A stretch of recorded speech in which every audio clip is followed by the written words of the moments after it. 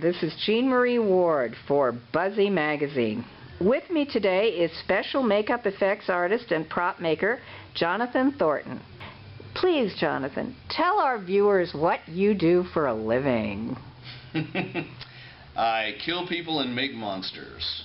So are you always killing people in films, or are you doing other things like playing with dead bodies? Well, I don't know about playing, but there's many things that effects artists are asked to do. Killing is just one of the many things, devising ways of people to die. Creature creations, full creature suits, corpses, dead bodies. There's so many things that we as special makeup effects artists are asked to do for the industry. What's a creature suit?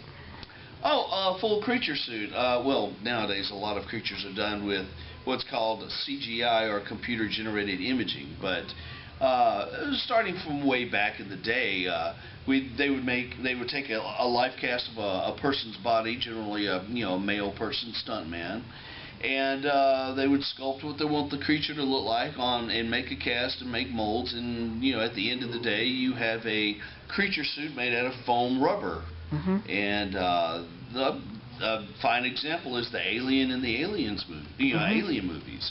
I did a creature for a movie called Interplanetary. It was a full creature suit. He was very, scary and reptilian. Okay.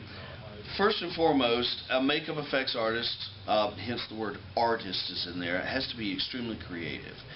You have to be thinking outside of the box 24/7. For every effect that a producer or director asks for you to do, there's hundreds, literally hundreds of different ways to approach it. Many times the budget will dictate which way you go with that. If you got more money, then you're going to obviously use the best materials out there. Like silicone is the industry standard for prosthetics nowadays. It just looks so much more realistic under the high-def cameras that people are shooting on nowadays. You said something about when someone gets shot. Mm-hmm. In the old days, they used to use something called a squib, which is a pyrotechnic explosive that they would put on either a leather or metal plate that would be between the skin of the actor and under the clothes to protect the actor, and on top of that they would have a blood bag, and so whenever the ignition switch was detonated on the detonator, boom, it would explode and blow blood out. Well, nowadays there's so many other safer alternatives to that. I mainly use what's called an air squib, which is a cannon that you use with a compressor, and you basically rig up a blood pack under the shirt or wardrobe or whatever, or even a prosthetic if you put over that if you want to see bare skin. And it works every bit as good as a pyrotechnic squib. But many times in the industry they go back and use again what's called CGI. It's just so much safer to do that nowadays. From what I saw, though, in the movie that was premiered here at DragonCon's Independent Film Festival, mm-hmm. you weren't using CGI. That was a movie called Transfers. Mm-hmm. Yes. So could you tell us a little bit about the work you did on Transfers? Oh, great. Okay. Yeah, that my friend Chuck Hartzell, who wrote and directed the film, he contacted me a few years ago, and he had a very minuscule budget. And I have worked for him before on other productions. It just so happened that I had just come off of a big production and had a lot of materials left over and needed to use them before they went bad. So I was able to do quite a few big effects for the film. I don't know if you remember, there was Chuck said he wanted a woman tree. Yeah. But he goes, I don't want you to have a tree stump with a woman standing in the middle of it. I never took it that way. But what I did was it was the simplest, but one of the more impressive effects in the film.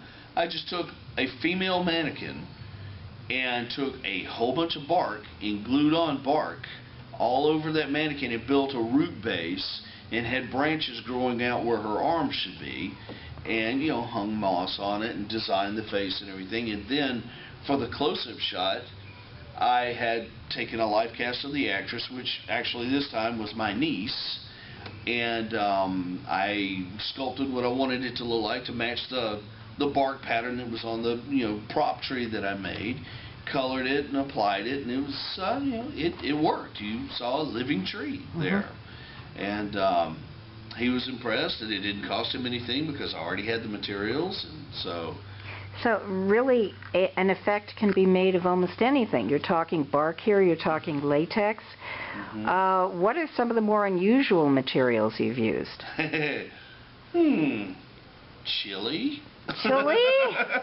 I've used chili off of the craft services. I've used actual pig and cow entrails for the movie Blood Feast 2 because they wanted, Herschel Gordon Lewis wanted the real thing.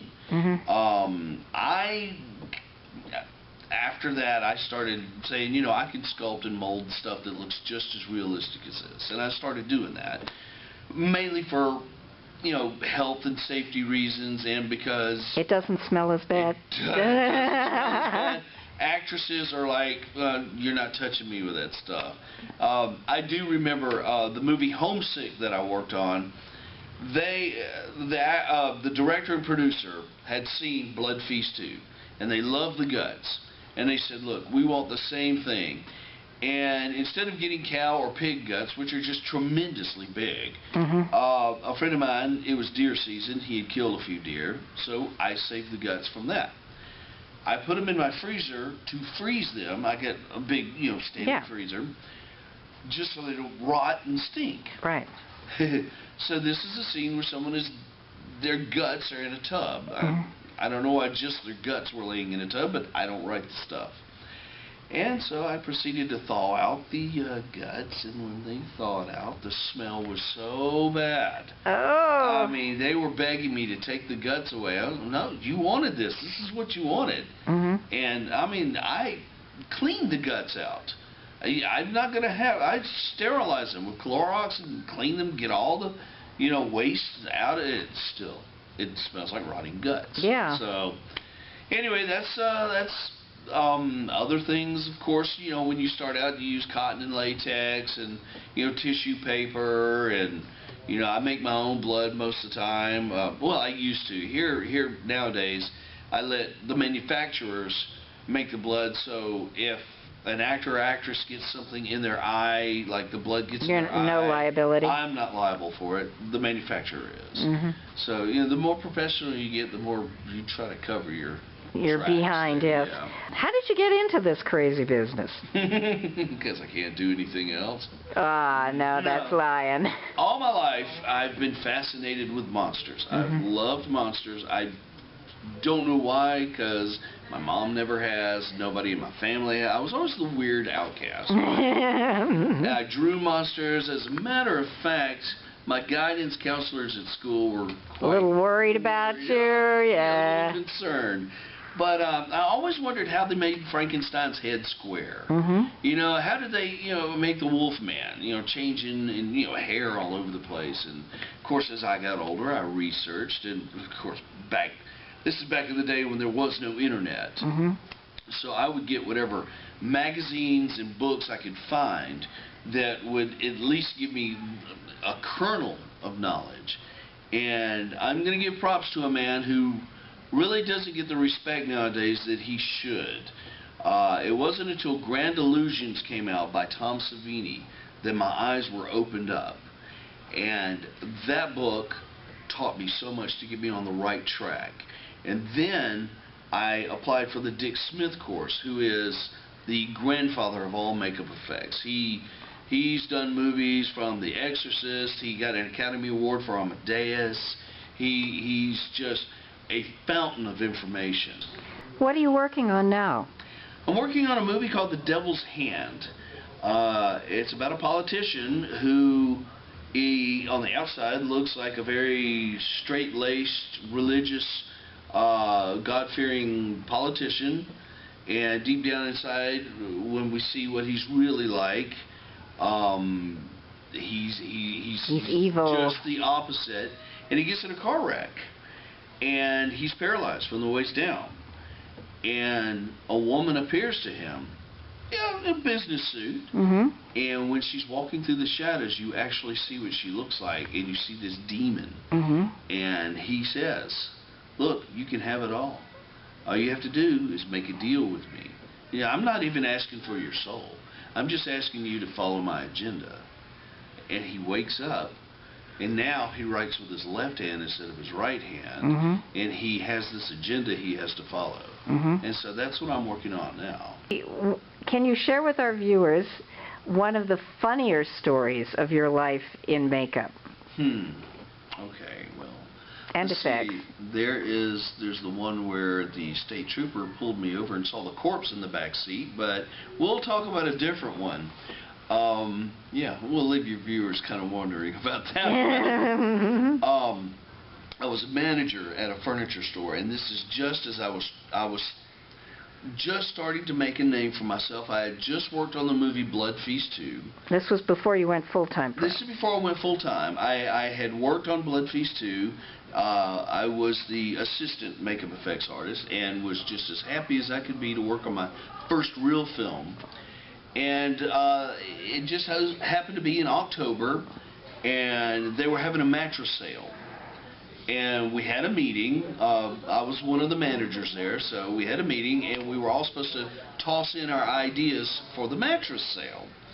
Well, my mattress, idea was to have a guy in an electric chair with his hair all singed and his skin all, burning up and bubbling up and his eyes popping out of his head, and he's sitting in an electric chair being shocked.